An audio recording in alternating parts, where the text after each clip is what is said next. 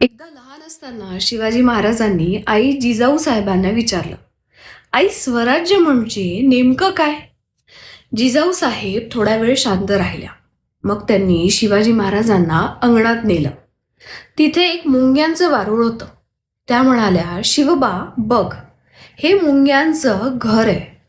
प्रत्येक मुंगी छोटी आहे, पण एकत्र आली ना की आपलं घर जपतात, आपलं अन्न जपतात आणि कुणालाही अन्याय करू देत नाही. शिवाजी महाराज विचारात पडले.